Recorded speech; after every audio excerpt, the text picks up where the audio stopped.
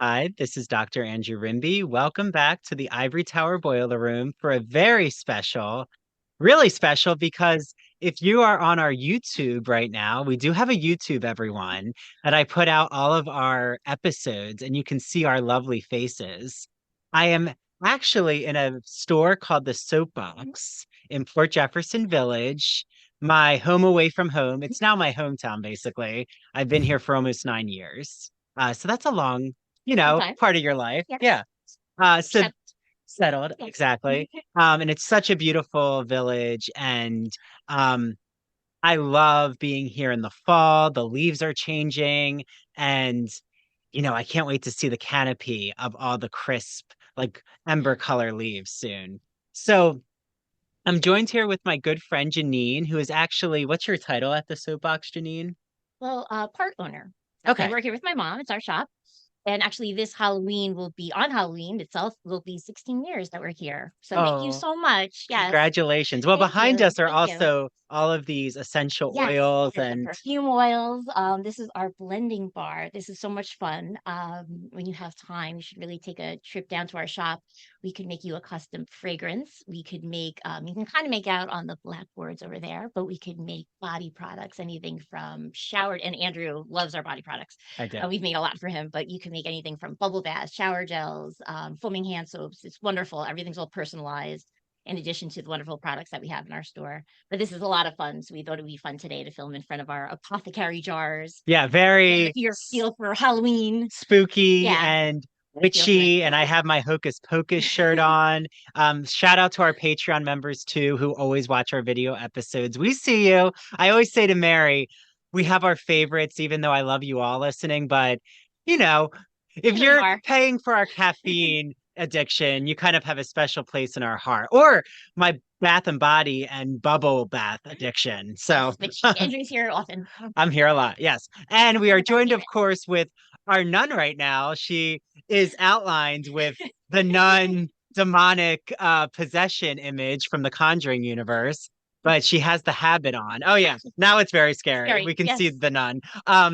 But yeah, Mary, go back. You're scaring us. So, Mary DePippi from True Crime and Academia. Hi, Mary. Good evening. Hi, good evening, everyone. Yeah, good evening, good morning, whenever you're watching this, good afternoon. So you might want to keep the lights on for this episode, because we're really going to delve into demonic possession. Yes. And I actually saw these two films with Janine. So this is my AMC theater film buddy. Yes. Mary, did you see The Nun 2 and The Exorcist Believer by yourself or with your boyfriend, friends? Who are you enjoying My the movie? boyfriend, I cannot do those by certain ones I cannot do by myself. These were ones I was like, I Someone. need someone with me. So And now the second question, did you drag him with you or did he go willingly? Because so happy, well, so happy I have found a great friend in Andrew, but a fellow horror buddy because most of my friends do not enjoy horror movies and I have to drag them. So does he enjoy horror movies as well? he does. So like Oh, I okay. got lucky. I mentioned it once and then next thing I knew we were going to see both of Yep. them. So, Good, Fun. good. So, you like, know. my first question for us, and I really want my mom to see the new Exorcist. But my dad, she's like, your dad is going to cover his eyes the whole time. He won't even see it with me.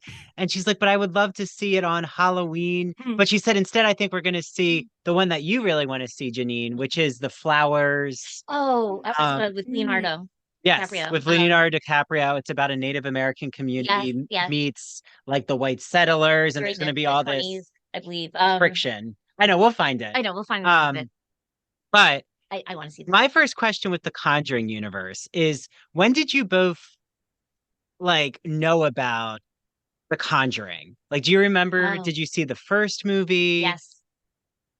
Okay. So you saw the first Conjuring. Did you see it, Mary? A while after it came out. So it took me a minute. Like, I wasn't always into horror.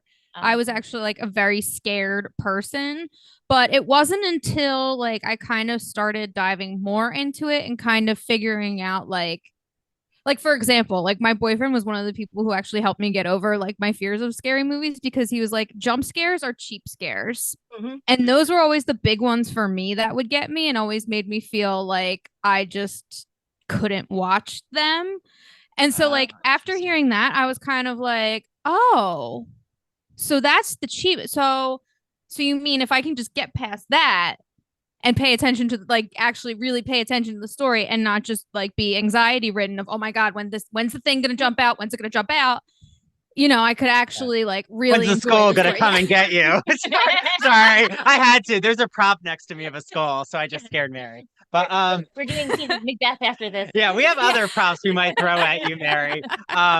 But that's our goal, is to jump scare Mary now.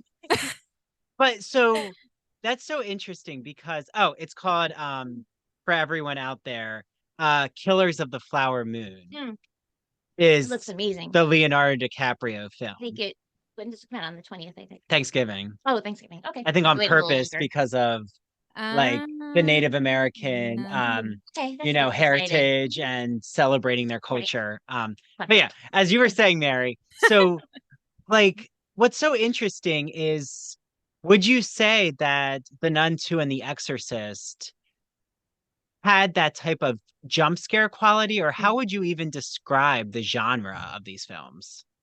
I mean, there are definitely some jump scares, and obviously, like I do feel like that is necessary. That adds to the suspense and the whole, psychological aspect of horror films. So, I always expect them to be there somewhere. But I do think that they were kind of necessary in some ways. Yeah. So were you afraid of slasher films, or were you more nervous about psychological horror when you were growing up? Like, were you more scared about Scream, like what we just covered for everyone to listen to on the podcast? Or were you more scared with like The Sixth Sense and how that entered into your psyche? Actually, neither. For me, it was like the undead thing that you can't, like, how do you kill something that can't be killed? For me, the unkillable was always what scared me the most. But aside from that, like possession films for the longest time really did, like, my physical soul, I felt like, would be irked after watching a few. But I think a lot of that has to do with like my Catholic upbringing and already like just the fear initially of like always being ingrained of like, demonic possession or, giving in to the devil, selling your soul to the devil or whatever. So I think in those ways it bothered me, but then I kind of, as I shifted my views on religion and the beliefs that I held true about religion, it started to like, it just doesn't really bother me anymore. Yeah. Well, this is a good transition into the Catholicism or Christianity in The Nun. So, okay, everyone out there, there is an article called The Conjuring Movies in Chronological Order, because I said to Jenine and Mary in our talking points that I am hella confused about the chronology of The Conjuring. Like, I have no idea what's happening in the universe. It reminds me of Star Wars. Like, I just lost. First of all, I'm not a Star Wars fan. Nor am I. Yeah, and it's not, Star Trek. No, I'm just kidding. That was an easy joke.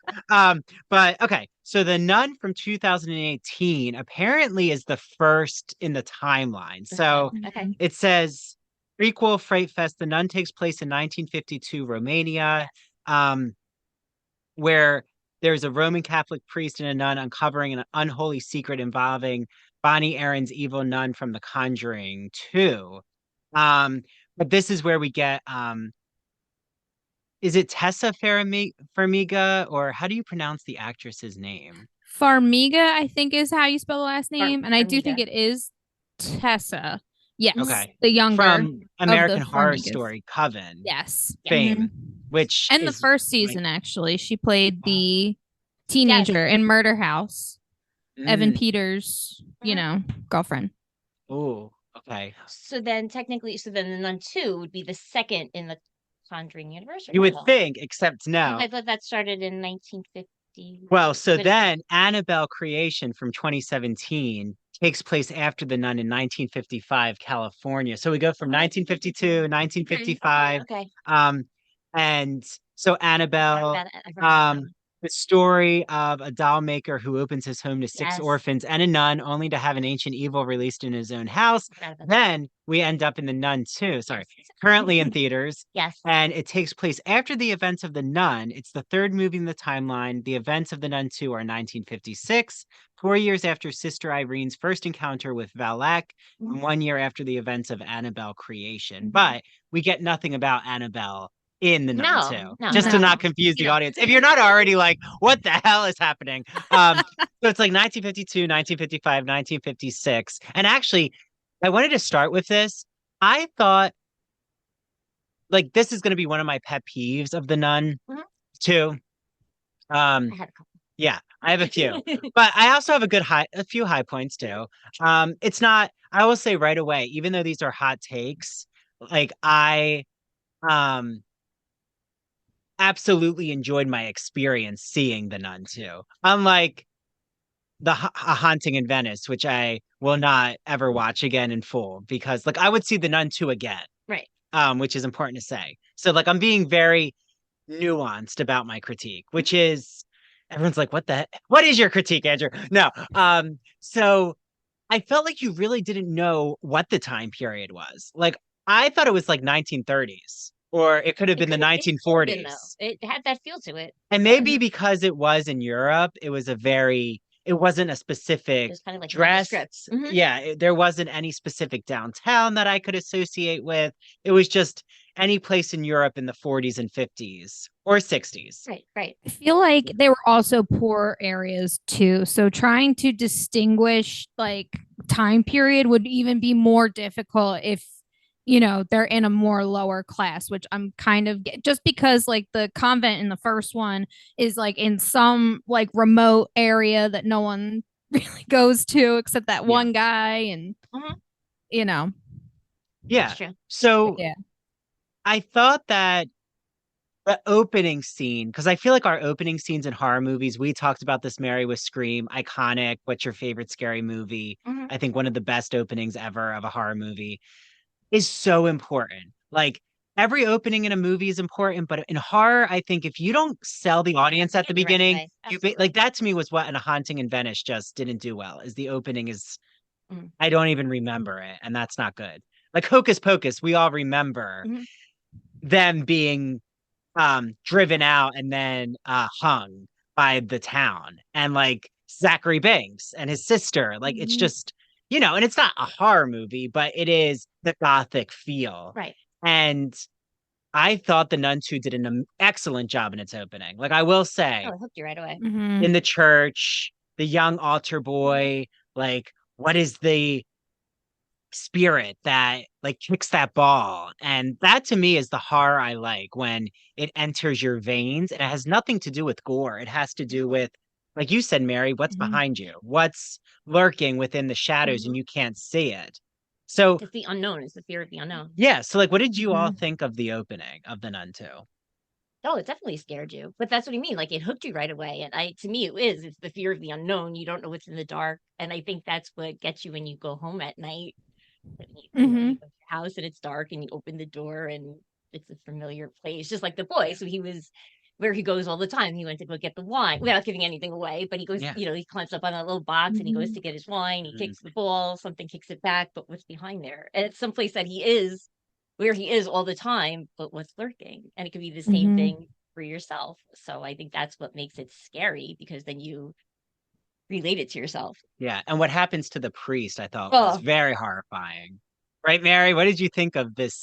I mean, I with your mean, Catholic mhm. presence and your knowledge going to Catholic school, like did it work in that like the devil already present in this horror realm? it's interesting because a lot of Catholics associate like the church and God's house and, priests, nuns, these holy people to be protected in some way, or that they, are like the church specifically, like, is a safe place that you should be protected from evil. And I think in theory, a lot of Catholics assume that the devil can't penetrate the church. And I think what this opening did was put that idea on its head because in actuality, what I feel like people also forget a part of like Catholic religion is that God created Satan. God created Lucifer as an angel who then, quote unquote, fell from grace. Mhm. If that's what you think, Right. some people say, um, you know, you think, oh, because of that, he can't enter, all of this must be horrific for him. But then it's like, no, he was still the devil, the entity itself is still a creation of God. So therefore, why wouldn't it be able to enter To into a church? penetrate, say, the holy water or the wafer or Mhm. the circle of, I mean, in Hocus Pocus, Saw is like used as a protection. And right in vampire lore, we have all these protective elements. Like Mhm. you can't come in unless you say, like, Unless you're ask for invited. permission Unless and you're you're invited invited. in. Exactly. Yeah. Mhm. But I agree with you, Mary. And right, and the nun, like think of a figure who's supposed to be celibate. Um, she is a woman of domesticity. Mhm. She is obedient. Mm-hmm. Um, she's like everything. She's veiled, Mhm. hidden in her body. And again, this is supposed to be a spiritual person, but She's this the woman has, antithesis of that. yeah, she has been tainted and Mhm.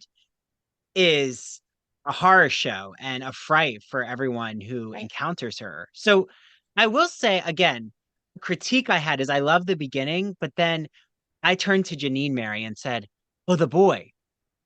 The boy is now the adult man in this." We both thought that. I thought we had Yeah, jumped in time because it we- really we figured it out. Mhm. was it just me or did it make it seem as if we had jumped into a like flat did a flash forward moment and now the boy that it was planted in our minds that he now Mhm. is an adult. Like what happened to his trauma? I was very confused. I thought it was his Right, because backstory. we're brought back to, I forget his name in the movie, It's but okay, I'll find it. he was in the first Nun and plays, the guy Frenchie, that I had mentioned who's the only one who the went to that caretaker, convent. the main Yeah. man in the movie. In the first one, I think his name was Frenchie or something like that. Yeah, right, something like that. Right.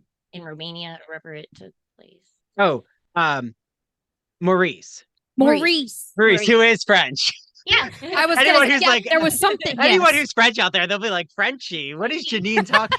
Like, why is she No, putting that's us down? No, it's a good thing. It's a good thing. No. That's what they call him in It's the not like first you one. said, hey, garçon, which means waiter. And it's Oh my No, I did French for 8 years. yeah, it's a rude thing to say in Paris. But That's what they called him in the first no, movie. you're right. You're right. Mhm. Yeah, so I know I thought because I didn't see the first movie, I thought the little boy was Maurice. Yeah. I'm like, Mhm. oh, this is Mhm. why But he's either way, so they paint it that way because, like I said, I Mhm. saw it and I was just like, oh, did that my like friend did said he was this something that happened to him as a child or like Mm. like I thought the same thing. So and I saw it. yeah. It was So a little confusing at times, I thought. yeah, I mean, That the storyline but it's an wasn't. all girls, right? Okay, so is it supposed to be an all girls It was like a boarding school. school in the Mhm. countryside of France? Right. Mm-hmm. That's what I took Right, it as. countryside of France. Okay, but our nun, Sister Irene, Tessa Fremiga, she is in a convent in like the outskirts of Romania, or no, in Hungary, Mhm. Mhm. right? Again, like that's where I felt the geography confused me. It didn't help me. Right. Like Mm-hmm. I felt like they were trying to do a lot of this distancing between the omen, like the devil. They were Mhm. trying to really mystify Right. the spirit of the demon by putting everyone in these geographically distant areas. But Right. I actually thought it was a hot mess, in my opinion. Like I would have rather the convent be in France, a la like Madeline. Remember that series, Madeline? Like do something more like that. Yeah. And then they're kind of closer in proximity. Well, I think when the priest sent what was her name, the nun that came to save everybody. Sister Irene. Sister Irene. Remember when the father said to her, the demon is traveling from Romania, he's traveling west or whatever it was, to show that I guess that the evil was sweeping across Europe. I guess that's why, but I kind of tend to agree with you that it was confusing. Well, it's almost like the witch trials. I mean, Mm. I think people always talk about Salem but actually Salem was America the least impact with the hysteria Mhm. of the witch trials. It was actually France um Britain, I and think Eastern too. Europe. Right. Yeah. Yeah. Yeah, absolutely. But it was more of like where we're getting the Nun too. That was actually where more of the hysteria Right. came from. So maybe they were trying to mirror, like you said, Maybe. possession is overtaking Europe, just like the Mhm. witch trial hysteria. Could be. There you go. Okay, well, I guess this is why I like talking about it because it Tells makes about, me yeah, makes you think. see the Mhm. analysis in a different Yeah. way. So what do you think of Tessa Farmiga? Like, what do you think of her character or her acting? You know, how does she do?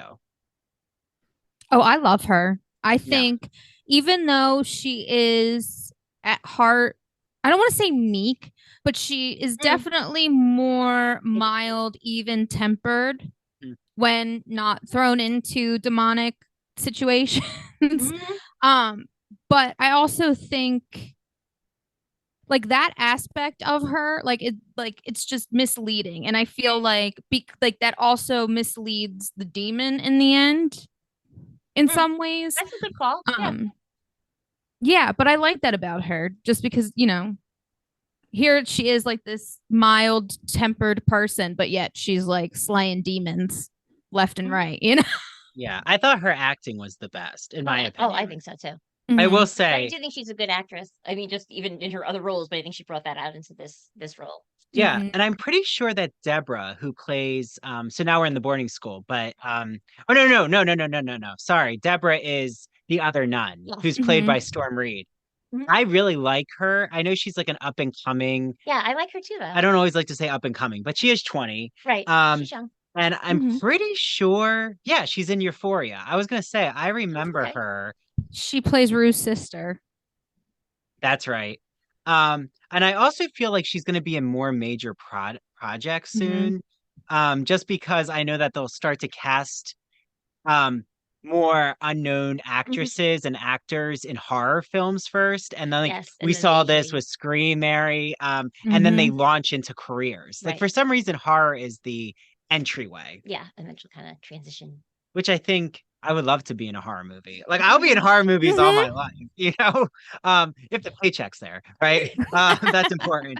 But what did you think of the mom and daughter in the boarding school? Because this is where Janine and I had a lot of conversation after an AMC at Yes. we have to shout out the Stony Brook. They just went through a renovation, Mary, and they have Oh, a it's beautiful now. cafe. Mhm. It's just we saw The Exorcist in the IMAX, and there were only six of us. It was Yeah. great. It was like we had our own That's theater. Yeah, we're not awesome. going to say to everyone when we go because I don't want No, everyone to it was start like our, flocking. yes, it was our So, private show. and their food is also good too. I had Impossible Nice. Nuggets. Sorry, I'm like hungry too. I So love that. we'll stop talking about all the food. But what did you think of Yes. the mother and the daughter? I liked that dynamic. I think it brought like a nice relationship. Like I felt like if her role was going to be the daughter, I mean, was going to be so significant with her being the first one to kind of notice the possession thing, like supernatural stuff happening, it would make sense to have an adult that she related to, whether like literally related, like in this situation, or if she just happened to be so close with a teacher. But I feel like also tiptoeing on that, they were kind of like, well, let's just make it a mother daughter situation. And then we can combine this love interest with her and Maurice, and then him being Mm, friends with Mhm. this little girl. Like it kind of like that scenario makes more sense in my eyes than to try and yes. make them all separate individuals, with her with parents, elsewhere. Yeah, I can see that. Did you ever see the movie Chocolat? No, Oh no, I know what you're Oh my talking God, about, you but I have never to saw see it but I it. with It's do know so what you're Johnny good. talking Depp about. Yeah. Juliet, and Juliette Binoche. Binoche. Hmm. Oh my gosh. But it kind of reminds me of um she's a healer or in the supernatural. Talk about apothecary. But she uses her magic. Again, I magic know in that. quotes, Yeah, but Juliette she Binoche. uses it for her chocolate store that she creates as an entrepreneur. But the reason I'm bringing it up is because it has that type of mother-daughter bond, Mhm. Mm. but as a supernatural element of her like being connected with nature. Oh. And I thought they were going to go into that. Mm. And I feel for that. Mm. Again, I'm going to disagree a little, Mary. I feel for the actresses because I was like, I knew the mother. She was in the Narnia Chronicles. I thought I recognized her, Mm. but she's only 34, Mm. just to put that out. Anna Popplewell is the Mhm. mother. Kate. Okay. We get a few Kates in these Oh, yes, discussions. there should be more Kates. But and her daughter is Sophie. I think that's right. Yes. Yeah, I was gonna say. Um, Yes. I think it's telling that we really can't remember the mother I and know. daughter's names, but they're so good. So it's not the acting. It No. was, I kind of wish there was something mystical to the mom, like magical in the chocolate Mhm. way, Right. because it could have strengthened her understanding of possession or even given us a little more umph when Maurice is possessed. Like I would have liked her to be a little more active in helping end the possession Right. Mhm. She instead of didn't just really do anything. well, remember I kept saying Yeah. to you, why is she always running around? And it's as if the school is a whole country, like that no one can find each other. Right. And I'm like, how big Yeah. is this school? And also, why aren't they leaving the school? Like they're in a It just town. exactly. It just everybody stayed Yeah. there. Nobody left. No, it was There as if was an evacuation scene. I will give them that. They did have Okay. that. that's true. However, That's though, true. But they still kind of what didn't really happened with these care. kids? Well, and like I kept saying to Janine, it was as if in the script it just said, move from this room to that room and don't explain why you're Yeah. moving. Right? They kept running around with their heads cut off. I was like, not literally, because that could have happened. But Yeah. Yeah, right. well, and how about that room, right? What was the room where all the tragedy happened with The the chapel. headmistress's son? Yes, the chapel. Chapel. But what did you think of the chapel being padlocked? Like, what did you think Oh, of why people kept entering the chapel, even though they knew what was lurking in there? and then the goat in the stained glass window. Oh, yeah, the goat. Yeah, right. I mean, yeah, I found it interesting more on like philosophical religious levels. Just because I feel like historically the Catholic Church is great at excluding people. So like in some just because it seemed like Sophie was like a child born out of wedlock because they never really say who Sophie's father is or what the situation is. But Yeah. I always got the vibe that like it was something on the scandalous side or slightly scandalous. Okay. So, the idea that it was locked and that she was the one to be able to get in, I found to be interesting. But yeah, that's kind of how I took it. And I was kind of like, yeah, of course. They're locking up the chapel. I mean, that's just on par with what they do. But also like the fact that it was such a source of tragedy, I mean, given everything that's happened with the news and the Catholic Church over the past like couple decades, also felt fitting for that as well. Like, yeah, why would you want to go into a place of such tragedy? Wait, because for everyone out there again, what happened to her son in the chapel? There was a war. I think it might have been World War I, because I don't think we're at World War II territory yet. No, we are. We We This is are. Okay, so maybe it 1956. was. Yes, Okay, so so maybe what? Maybe it was World War II. Some sort of missile or something. I feel like it was something war related came in through the church, and her son, who was an altar boy at the time, was in the room that the missile like hit, Mm-hmm. and so he got killed that way. At least that's what I think. No, But I you're know it was right. like he died in that chapel. church in the Well, chapel. Well, and this is where I will say the nun too. I thought they did a great job in terms of the the nun's spirit. I'll call it the demonic spirit that the nun possesses Right. can actually shapeshift and like Yes. take forms of the Mhm. bodies, almost the way you would think a zombie could. Mhm. I guess like it was kind of like a zombie body, like Mhm. because the person thought they were actually talking to a full dimensional Yes. person, but then almost in Stephen King's It, we see a scene like that where Mhm. Beverly like thinks it's her father, but it's not. It's the demon or it's the neighbor, and it just like tries to attack you right away. So I thought when the son appeared to his mother, was really frightening. Like I thought that worked well. Yes. I thought anytime it shapeshifted, they did a great job. Like I thought Mhm. that was the There were highlight. definitely good points of the film.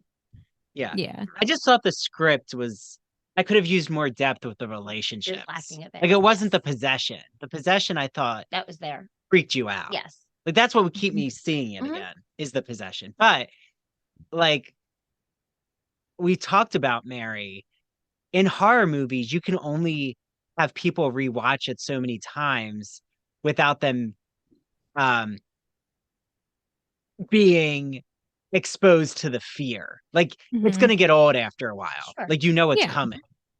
So you do need a good script. Oh, definitely. Like that's You why need a we good watch storyline. Scream. Mhm. It's a good script. Um, okay. So what didn't work for you, Mary? I want to hear what you want to critique in it. Well, I mean, like with most Catholics, they cherry picked a lot of things. Saint Lucy's story isn't 100% Oh yeah. accurate. No one really knows what happened to Saint Lucy. It seems like the whole notion of her eyes being gouged out came from the art that was depicted after her death. So it's not necessarily confirmed if that happened. The legend, I mean, or at least what has been checked, was that she was betrothed to someone. She didn't want to get married. She wanted to stay a virgin and devote her life to the poor, but she didn't really have that say. So this guy wanted to marry her, and she was just like, yeah, no, not doing it. And he, because of the type of government they were living in, it was a very pagan society. They had a pagan empire. So because she was Catholic, he ratted her out basically. So the part that like she was killed by pagans, that is somewhat accurate. But it's how, and were her eyes actually gouged out? And if so, was it self-inflicted because at that point she was kind of going to be like forced into prostitution essentially? So some say that she did that in order to make herself less appealing, which is a very common thread amongst Catholic female saints. A lot of them do disfigure themselves in order to make themselves less attractive for that reason, and say it's for that reason, even though God wants you to respect, like, even though they say respect your temple, but my tattoos are the problem, but yet you're literally disfiguring yourself because whatever. That's my gripe. I'm not going to go on Well, it's an that issue about tangent, female but sexuality. So yeah, um, that, or was she tortured and they took them out? However, do I think that that really happened, and that, like in this movie, they found her eyes? No. yeah. Oh wait, and isn't the head mistress's eyes gouged out? Yes. Mhm. We get eyes gouged out in both films. Yes. So why do you Pagan think, Catholic. yeah, why do you think eyes being gouged out is such a um like the devil really wants to take away your sight? Like what's the metaphor behind this? Hmm. Because faith is believing without seeing. Mhm. And if you take away the sight, like it's almost like, oh well, because most of these instances come in a time of like, and you still believe in God type of, like, some sort of that type of power challenges there usually. So it's more of like, oh well, if you believe, then you don't need to see. Mhm. Or at least That that's how makes I interpret it. yeah. I mean, unfortunately though, um the head mistress is killed. Unlike, Mm. Chris in The Exorcist, believer. Like thankfully she gets to live. Mm-hmm. Um I was but about to be okay, really upset if they brought her in and then we're gonna they killed take her her. out. Right? That I was like, then why bring her on? I know. Well, okay, so our last I think we hit everything with the nun. I mean, Yeah. I don't have anything more to say. Does anyone Ooh, else have then Oh, thank you. anything more to say? Okay. let me So, change my background. oh, Oh I have yeah. okay. another Yeah. one for The Exorcist. I'm Ooh, I'm so excited. excited. I was like going to tell you, Mary, to change it to the films, but you were very intuitive about, She's ahead of us. you know the game and you know the task here. You picked up on the theme. So, okay, well, I'm just going to get to the Exorcist questions. So, I just wanted to start first. It's not called The Exorcist number whatever. Like I Right. didn't even know there were so many Old sequels. ones. Yeah.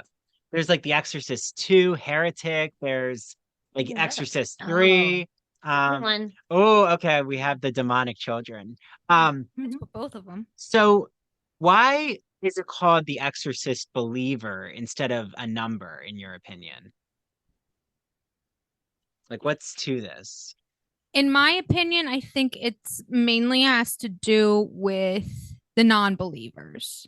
Because you can see in this film the non-believer, really non-believer. I would argue there's more than one, but you know, they've then become the believers because of this situation. Absolutely. Well, and let's start with that. Right away, we have a great, in my opinion, opening scene. We get Incredible. Haiti, Mhm. because I had no idea where it was going. That's what I liked. I Right. was like, oh, okay, we're in Haiti. What's happening? He's a photographer. He's with his pregnant wife. Right. This is Mhm. beautiful. They're on vacation. And then, Mhm. oh, the real life, Haiti earthquake. Like that they actually drew from Right. the Mm-hmm. historical past, which is pretty recent. Like Yeah. something that didn't happen too long ago that people remember. Right. And that they connected that to like to the possession of sorts. I Mhm. mean, right? It's not quite clear how the possession is going to happen from the beginning. And I liked that. Like I liked Mm-hmm. knowing how we knew that the daughters were going to be possessed, but we didn't know how the source of what was going to happen. Mm-hmm. Right. So I kind of liked that the opening was more about family strife and sadness and tragedy Mhm. than it Mm-hmm. was, here's the devil. Well, didn't you think for a second when the woman was saying the prayer over the pregnant woman's belly, I thought it was gonna have something to do with that, with the possession. Yeah, I thought they Like, in were the back of my cursing mind. her. Exactly, exactly, for a second, but I'm like, "No, that would be too easy to do it right in the beginning of the movie." And I think they knew that we would be thinking that. Yes. And they were So then I throwing us off the scent all the stood against time. it. But in the beginning, for a split second, I thought that. Yeah. Mhm. Yeah. And can we just say It was how really good. amazing Leslie Odom Jr. is in this movie? Like the actor. Mhm. And oh, this cast. That's my main thing is this cast, unlike the Nun 2, in my opinion, this cast showed up for the assignment. Mhm. Like Yeah, they were good call. ready. Mm-hmm. Mhm.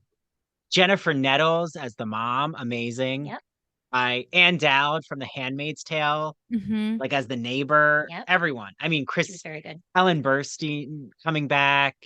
We get a Linda Blair reconciliation at the end, which Mm-hmm. I thought was wonderful. So nice Yeah, touch. I was actually, unlike The Nun 2, I cried in this movie, which is a good horror movie in my Mhm. opinion. Like if you can evoke sadness Mm-hmm. and optimism, like we Mhm. get both of these at the same time. But okay, so you know, highlights, Mary. Like what was something in The Exorcist Believer did you come away with that you're still thinking about? I really liked how instead of because I feel like in every other Exorcist movie we just focus on Catholicism and the rite of or not the rite of I should say but like the ritual of an exorcism. In this one we got different religions and Mhm. different type of cultural rituals that are also similar and I love that because deep down I truly believe like we all believe or worship the same entity. We just call it different things. So to see that come into what is normally predominantly a Catholic thing, Mhm. I thought was really cool. Yeah. It was nice. Here's my, if I can put my, Yeah, what was your education hat on. I think even the title, The Exorcist Believer, you're putting two contrasting ideas together. Like The Exorcist is not an exorcism, right? I know that seems simplistic, but the exorcist is the person who actually exorcises the body. Right. It's a profession, right? Mhm. It's supposed to be a priest. I mean, in the first one, it's the priest, and I rewatched the first one. First, the Georgetown scenery is beautiful. I forgot that like she lives in this Right. amazing house. I was like, Mhm. wow, I amazing, know. beautiful. And that the priests, both of them die. Mhm. One like jumps out the window because he's so Mhm. the demon takes over his body. Like that's how it gets out of Linda Blair, Reagan's body. But then like the older man just dies, I guess, from a heart attack. I don't know. Right. I have to say, rewatching The Exorcist after seeing this new film, I'm like, oh wow, the original Exorcist is not frightening at all. It's very cheesy to me, but like But that's at my the time, yeah, 2023 eyes. right, But exactly. at At that the time, time, no one had Mhm. ever it was seen an terrifying. exorcism in a movie. Correct. Exactly. Yeah. So like I get how groundbreaking it is. All of that's to say is the titles I actually think are two separate movies. Like Believer is our beginning movie with Haiti and everything, Okay. and him being agnostic and having lost his faith with the death of his wife. Right. And then once Tubular Bells, the music comes in Mhm. and he has to find Chris McNeil and we hear, you know, do do do do do do do do do do. Okay. I can't do it justice, but he's on the bridge and the theme song comes Start back. playing. Then we're in the Exorcist territory with Chris McNeil and him having to seek her out. That it, you know, intersects together. And I thought that was really clever using the theme song as him Slice it. Yeah. starting to open his eyes to, you know what, maybe there is evil spirits and I need to do justice for my daughter by actually um not just listening to those around me thinking that she has psychiatric issues, but actually like going back to the source of this evil. Right. And Yeah. And I what thought that was the best part. yeah. What I liked about both, like him and the other parents, were that they were definitely both groups, like they were definitely people who would do anything for their children. And I think that also has like is a driving force behind the switch in his beliefs. Right. Yeah. But also with him, like getting back to what we were saying about like believers and non-believers, his belief, just like taking up what you were saying, Andrew. I think too, his belief, like remember when the part when they were all saying prayers and everything over the children and trying to get the spirits out. Yeah. The part that stood out to me the most in the movie was when he knelt in front of his daughter in particular. And he was saying, "Come on, Angela, I know you're in there. You could do this." It was him believing in her. So, yes, him believing in the religion again and that the spirits are there and he could do that, but his belief in his daughter in particular, I thought that was another aspect of belief Yeah. Well, and unlike the first, in her. Do you know what I mean? yeah, Yeah. well, it's her individuality and like speaking directly to her. You're right, because everyone else, like They were thinking like in from their general, own religious perspective, yeah, they're giving their own prayers and right. thinking that's going to exorcise this demon. Like he wanted to draw her out.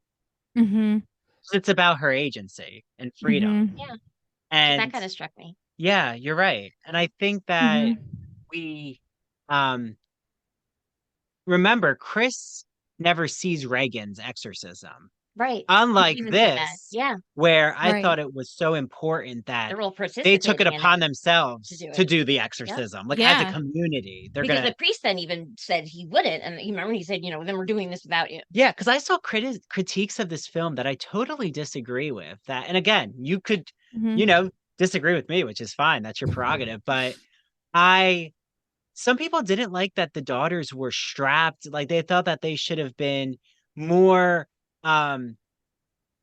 like causing harm to the people by jumping on them and um floating more. And I thought actually them being strapped, what was so frightening is when that priest is actually Right. remember they like use what happens Yeah. to Reagan in the first film against the priest Yeah. and his head snaps and turns around. But unlike Reagan, who's possessed in the first film, can turn her head around in a 360-degree way. Right. And But she the winds up priest who turning out actually alive. yeah, the priest can't do that because he actually has, a spine and it snaps. Right. Like I thought that was what was really scary is they were like using their own original film Exactly. and turning it on its head. Yeah. Part of the fun. Yeah, they subverted the original film. And I'm like, even with the theme song, they knew what they were doing and it was just beautifully executed. Like, again, what did you think though? Because Jenine and I literally gasped when Chris went into Catherine's room where she's been possessed and what happened to Chris in that room. I had a feeling something like that was going to happen. I mean, I Mhm. loved it for the badassery of Chris just being like, I know who the fuck you are. Mhm. Like, we've done this before, we've done this dance. Like, let's do this. But Right. at the same time, I feel like in a way, the demon was like, no, you fought your fight already. This is someone else's turn. You need to Mhm. take a seat, which also could have been, the demon just being like, well, this bitch knows what is going on, so let's just Right. get her out because she doesn't need to be telling secrets of how to get rid of me, kind of a thing. That's true too. Even though, But also, if she never was there for the exorcism, she, I thought what was interesting is like she actually um is that courageous to fight off the demon Mhm. and the devil, and like she's going to um be alone with the devil and face it head on, like you said, Mary. But I agree with you. I think that because she already had been with Reagan and seen the distress that her daughter was in, it's almost like she's been depleted. Or like you can't have one mm-hmm, person exorcise the devil from someone's body. right. Like the devil's power is too strong. And I Um, also think it plays to like the fact that the devil plays games. Like I feel like he was just like, I'm just not here for you this time. So like you're not playing this game this time. you're not Like part of it's this movie. exactly. Yeah. Like in a way, I thought, Yeah. you're not in our storyline right now. And I mean, thank God though that Chris, like we said, survived. Well, Yeah, yeah. thank Um, God. and I felt like her being in the hospital, like she could still feel the power, right? Yes, Lights are that scene, flicking, everything, right? And she's in and bed, definitely. like I It was thought, powerful. yeah, I thought that that's where the scenery in my mind worked, is we didn't really need to know. Unlike the Nun, where they're trying to always tell us where they are, Mm-hmm. which actually I felt more confused when they're Mhm. telling us where they are. We didn't have to tell us that she was in Georgetown or at the beach or wherever Mhm. she was. I don't even think she was in Georgetown. I don't know where Chris's house was. It Right, was beautiful. right. But could have been Myrtle Beach. I Mhm. don't know. Um, but it worked that I thought they were in Georgia somewhere in a rural kind of small town industrial area. We don't need the specifics all the time Right. Mm-hmm. in the horror genre. Yeah. Like it's okay to feel uncomfortable like with where they are. Like because I felt that in The Exorcist Believer, Right. it was more about the people, not the scenery. It was about the heart of everyone. I was And just gonna say, I think that's why, even though Chris is in the hospital, I think that was also part of the point of this film. One of the reasons I think they killed the priest off was because I feel like, again, in the Catholic and Christian community, the priests, the pastors, the leaders of the church, they're seen as the ones who are supposed to lead you through these difficult times. But no one ever focuses on the community yep. aspect. And it's really the community of people that really are what drive, everything that the church is. And that's really what is a healing source for a lot of people, is knowing that they have community. So I think the fact of Chris coming in, even though she couldn't be a part of the actual physical exorcist, the fact that there were things happening around her just said that she was there it sounds cheesy, but like she was there in spirit, even though she wasn't physically there to fight, her thoughts and everything were there Well, with her him eyes are still fighting. with the devil, technically. Mhm. Like that's where she lost her vision. So now she Yeah. has to rely on the sounds of the power of the supernatural. Like, right, the intensity is now in the auditory realm. And like Mm. we get that when she's observing what's happening in the hospital around her. Mhm. Um, Mm-hmm. but you like really helped me figure out why I am more annoyed with the Nun too, is because it's operating in a system of religiosity that I just don't Mhm. agree with anymore in our current moment. Like I thought that the Exorcist Believer Mhm. is saying one religion is not going to get us out of our current cultural strife Mm. and our division in our societies and in our country, and the world, right? I mean, what's happening in the global politics? People Mm-hmm. are really distressed, and it is dehumanizing. It's frightening. It's upsetting. But what is going to bring us together? I said this to Jenine literally after we saw the movie. Yeah, we were just having this discussion. I said, we need our community to come together. Like, we need peace and love has to happen from ourselves, not from the church. Like, you thinking the church is going to solve, the church politicians are going to solve your everyday issues, better think again, because you're going to be waiting forever. No one solves your own dilemmas except coming together as people that you see every day. Like me being in a small business right now, I'm a small business owner. We need to help each other. That's what I thought the Exorcist believer, they got it. It's bringing people together. And he actually is the one, like you said, Jenine, he's talking to his daughter, Angela. He's going to find the humanity. He's going to find humanity within a body that has been so disfigured by the devil or a demon. He still sees her humanity, though. I don't think Catherine's parents see Catherine. No. They see what Regan looks like. They see the devil taking over her body. Yeah, they don't see the daughter. I think they see the version of their daughter that they know her to be and not who she is. Well, how about when the father screams out, "I save you, Catherine"? I mean, what's happening? To ever kill someone in a movie fast. First of all, I called it from the beginning because if you know anything about Exorcist movies and just, again, my upbringing, devil plays tricks and you don't fight fair.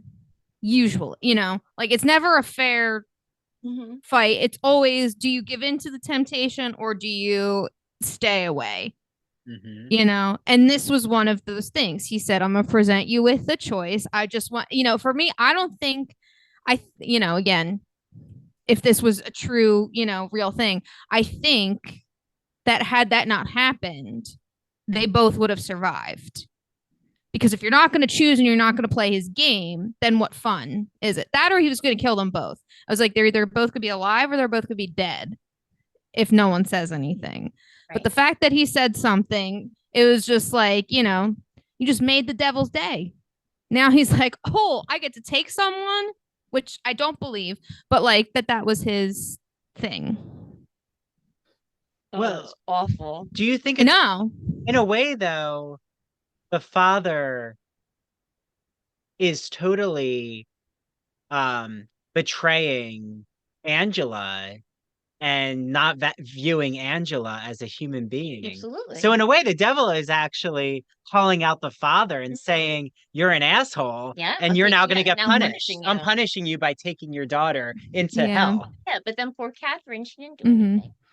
I know. And the scene where she's taken under, like thinking that she's for her mother, and she thinks she's back. I know, like in that underground tunnel. I mean, that was such good visual. Yeah, the cinematography. It's terrifying. Was it was the scariest part of the movie. Fuming. It was scary, but it was. As soon as I saw and realized what was happening, I literally got so angry because it's one of those. Because you can tell that this was kind of the parallel that they were putting. Angela was given the protection, spell or whatever in Haiti. Right. So in some way, that's kind of like a baptism. Whereas Catherine, who was supposed to be getting baptized, is never baptized, and now her soul's dragged to hell. I personally do not, I was taught that God loves everybody. He wants to say, he loves all of us equally. We are his children, blah, blah, blah, blah, blah. So you're really trying to tell me that because some dude that decided he wanted to be a priest rubs some holy water and then some holy oil and says a few words, that's going to save you from eternal damnation? So you really expect me to believe that an innocent creature, an innocent baby, an innocent child is going to go to hell just because that didn't happen? Like, get the hell out of here. I can't even with that. Yeah. Like, that irks me so much. To my core. But I don't think that's why she's dragged to hell, though, is because she wasn't baptized. I think that's why they think she's dragged to hell. Or even why she was possessed in the first place, right? Because Jennifer Nettles' character says it's because she wasn't baptized. But no, I think it's because, whatever source they encountered. This is where it really reminds me of what happens in Talk to Me, which again I think has been such a good movie. I can't wait until you both say it. You have to let me know. It's very, very freaky. Like it plays around with your head a lot, which is what I like in horror. I thought it's because these two girls, they have a friendship that Catherine's parents don't even understand. Right. Like I thought there was something happening with race relations here Mhm. that was never spelled out, Mm. but it's definitely there. Like an underlying Mhm. Like Catherine's parents are not accepting. yes, Like they judge the father. at the hospital. Mhm. They judge Angela like our daughter was friends with your daughter. Mhm. Like there's something happening here that the devil, like to me, the devil is a commentary on our politics and our culture. Mm. Mhm. Like, you're not accepting or understanding, I'm taking you to hell. Right. Not the Mhm. daughter, but the daughter is a Mhm. proxy for the parents and the Mhm. community of hatred and volatile behavior. Like, she's a pawn. I mean, if Mhm. anything, Catherine's now partying up in like the disco inferno. Which, I mean, hopefully Catherine has fun. That's all I can hope for. But I I don't know. I mean, what do you think of the parents' aftermath when they're meeting up at the Oh my God, cafe? how's the father ever gonna live with himself? So do you think the father now blames himself? Oh, I do. Even if I it just doesn't show it, like you kind like you feel like you kind of see glimpses of it, but it's not like overt like you would think it would be. But yeah, no, I think he feels guilty because I think he knows at this moment, like he knows by him saying that he essentially damned his daughter to hell, and yeah. he knows that he should have followed the agreement from beforehand, which was to Right. keep the damn mouth shut and not And he doesn't say think the a wife is gonna thing. blame him. Yeah. Mm-hmm. Yeah. Yeah. I mean, like the wife though coming to him at the restaurant Mm. just And she show forgives him. reconciliation. Yeah. Mm-hmm. I will say, um, well, the father's played by Norbert Leo Butz, who's an actor from Broadway who was actually Fiyero in the original Wicked. So there's another witch theme there. Oh, Mm-hmm. okay. Um, but I did love when Anne Dowd took it upon herself and she's like, well, I don't need the priest.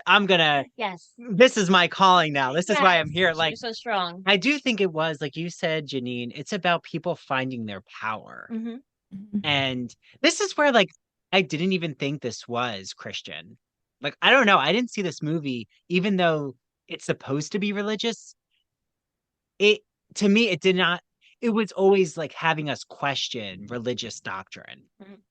Like, maybe we don't need one God, or like maybe we don't need to be in one religion because then it starts to separate us as people. Mm. And Mm-hmm. that's where I thought the father was coming in to, like, when all the religions came together, even what would you call her? A spiritual healer? I don't, Mhm. she was kind of Yeah, I like mean, doing, I'm not sure if there's like a particular, name for it or if there's certain types of rituals or what have you, like in Haiti about that specifically. Um, but yeah, like she definitely seemed to be some sort of spiritual healer Mhm. type of woman. And they're brought in for a second time, or she's brought in a second time because the first time she comes in, it's the neighbor that elicits her to come when the daughter's missing, or her and somewhat a colleague, I guess. And then when the dad comes home, he's like, what is going on?" Because Yeah. at first, you see him and you think that it's her. Right. And that was Mhm. And then of course, that was a lot. And he has them leave, but then I find it interesting that he does call her back because I feel like he understands that she is good intentioned and that she is someone who does want to help, who does want to heal. Whereas you have the priest who shows up to say he can't do it, but then sits in his car and is praying hysterically, and then eventually decides he needs to go in. And maybe But is killed because he's not strong enough to face this demon. Unlike the spiritual female healer, she's not scared at all. I no. mean, like, and also, I do want to say, I feel like they're playing with the phrase black magic in terms of like Creole magic, or I'm not Mhm. sure how much you know about New Orleans history Mm-hmm. with voodoo. And you get Yeah. that in American Horror Story Coven with Right. the amazing Angela Bassett, who Mhm. makes that season incredible, in my Yeah. opinion. Um, but Hitchaba from Salem was a woman of color who, like, they say kind of was used by the community as like her immigrant magic.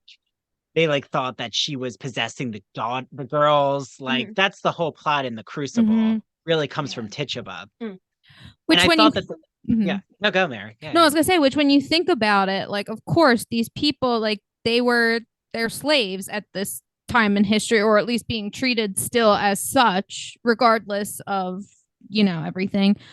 But I think that like with her specifically, I feel like, and with the healing or with women in general, with the Salem witch trials, a lot of it was, I feel like these women, these slave women, had their traditions and, homeopathic remedies that they had already had. And now they're bringing, they're practicing it and using it. And people are like, oh my God, this works. And they're like, oh my God, it's witchcraft.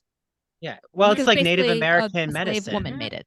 Mm-hmm. Yeah, because it's not the Western culture, right? And like that's what I thought they did really well in this movie is that Western culture doesn't always have the answers. And we should be combining. Yeah. We should be combining whatever is good for the community. Again, I feel like if anything out of that movie, I learned about the power of community. And well, wait, can we talk about when Reagan appears? Because that's when I cried. I thought it was I just brought everything together. so beautiful when like Chris says, "Oh, Victor, is that you?" And then I mean, I knew it wasn't Victor. I was like, "No, I think that's Reagan." Yeah. And that's beautiful. Again, but like there was such a heart at the end of this movie. Like even though yes, Catherine's brought to hell, there's still like this, and Angela is going through her own tragedy of like her friend not being there. I mean, she's not okay. They all have to literally like the Haiti earthquake. They have to come up from the rubble. Like we're back again from the beginning of the movie, but it's a different earthquake that's happened. But like, what did you think when Reagan and Chris reunite? It was perfect. It was needed. It was a nice little, like cherry on top of the sundae. Even though I would prefer to have Catherine alive in my sundae, but that's. I know, me too. Yeah. Yeah, that really bothered me. That stayed with me. Yeah. It'll stay with me. Yeah. But I did think like for them to kill off one of the girls was actually pretty smart. In the sense that the audience can't believe it happened. Right, exactly. Everyone's like, no one's gonna, they're not gonna die. Yeah, of course not. I didn't think. And yeah. Okay. So our final thoughts on a scale of 1 to 10, each of you. Okay. 1 being hell. No. 1 being the lowest of low of movies in your list. 10 being I will return to this probably in 30 years. Like a Halloween, for example, like in that caliber of horror. Where do you put The Nun 2 and where do you put The Exorcist Believer? Jenine. Okay. Nun 2, I would put I liked it a little bit, but then after we saw The Exorcist, it kind of went down. So Nun 2, I'd probably put at about a 4. And Exorcist Believer, maybe about an 8. I really enjoyed it. How about you, Mary? I don't know. I kind of feel, well, I don't know. See, between the two demons, I prefer Valak. Because Valak's more in your face. You know who he is. Kind of no bullshit. Whereas this demon doesn't want to tell you who he is. He's kind of keeping himself secret, I liked both. I loved them both. I don't know, but I think with a lot of the religious connections and like that fascination for me, which is why I probably like The Nun 2 a little bit more. I also like the female heroine, so I mean, like that was also more nudging me that way. And like I said with The Exorcist, the whole like it seemed like the baptism thing was like what decided, and just dragging a child to hell again for me will never sit right with me. And I'm just like, the fact that there are Catholics out there who do believe that irks my soul, because I'm like, then have you been paying attention in religion class? I see. I gotcha. Okay, wait. So what are the scores? So my scores would be, I would put The Exorcist Believer at 7. Okay. And I would put the nun at 7.5. Like they're neck and they are close. Okay. All right. Yeah. Mister. Oh, okay. You're up. The Nun 2, I'm gonna put at a 3. Okay. But it's not as yeah, I'll put it at a 3. And then I would say The Exorcist Believer, I'm gonna put at a 9. Nice. I'm putting it Very up there close. with The Sixth Sense. Wow. That's one of my top. That's one of my Wow. top The ones. Sixth Sense is like my 10. Yeah, that's And then I would pretty say high like the up. lowest of low for me would be a like The Gremlins. Like or I hate even that like movie so much. yeah. Like where I What just did it don't do even to you as a understand child? why I needed to watch this. The other night we went to the movies. It's okay, you can call me. Sorry. But yeah, so I will say, Mary, as we end, I need to know, like, is there anything from True Crime and Academia on your show, like where you've covered an exorcism case, or like, are people still practicing, like doing exorcisms? Yeah, actually around like the 50s, 60s, and 70s, there seemed to be a couple of different cases that occurred. Many in which, because, as most people know, exorcisms are deadly. Most of those people did die. However, the majority of them, it did turn out that there was some sort of mental illness that wasn't being dealt with that got more and more severe as time went on. Plus, in a lot of these cases, people were not being fed properly or given, whether it was because the person themselves were refusing it or they were being told not to give it to them, as a means of driving out the demon. So, for that reason, like, obviously they're deadly and that's not okay. But yeah, nothing like this. Like, there's never been in the true crime world a case of an exorcism where it's like, oh my God, they magically came out of it and everything was fine. Usually there is some sort of mental illness attached. However, there is a new show on Netflix, I think, that just came out that is about, or maybe it's Hulu. It's called like The Devil Inside Me or something like that. And it's about different individuals who've committed murder and said that they were possessed by the devil when they did that. A lot of people are really freaked out by it. I'm a little skeptical. Just It sounds like a convenient alibi. because, yeah. And then There's tonight a I get lot of possessed by the factors. devil. You're like, what happened, Andrew? You're possessed. Yeah. There was one famous case. I'm not sure if it was Amityville. There might have been a case even before that, actually, where that defense of I was possessed by a demon was actually used in trial. I don't think it went anywhere, but the fact that it was used made it like gave an opening then for people to use that as an alibi and as a credible alibi for that matter. And just to let you know, that was Lawrence's question. So Lawrence from our Scream discussion, everyone. Hey, Lawrence. And is there any True Crime and Academia? I know you have an Urban Legends episode that everyone should listen to, right, Mary? Mm-hmm. It's on Patreon. On our Patreon. Buy me only coffee, $5 please. a month. Yes. Give Mary I'm up to like 2 to 3 cups a day now, people. I can't afford it on my own. Yeah. You need money for like your ground coffee so you can make a whole pot because we need a lot of caffeine. So yeah, you can find that on Patreon. Your book club choice too, because the first week in November we're gonna have our book club and it's only $4 to join each one, or you can join both for $10 and get access to all our videos on Patreon and audio episodes. So what is your book? Because that kind of ties into this theme. So we are reading Haunted Asylums, Sanatoriums, and Prisons by Jamie Davis. Yeah. My copy has almost come in, so don't worry. I'll pose with it by the time this has come out. As everyone knows, I like to pose on Instagram. So I will say, like, if you ever do any exorcism episode, let us know. Of course. And I am curious, have you ever seen Poltergeist?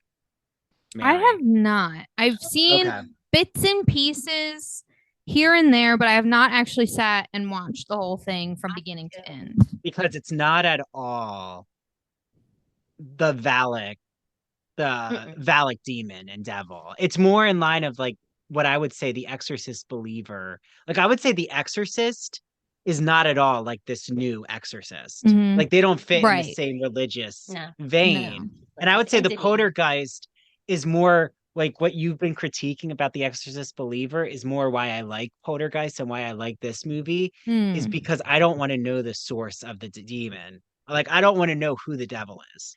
I Yeah, I'm want it too to be an nosy. unknown source. Too nosy.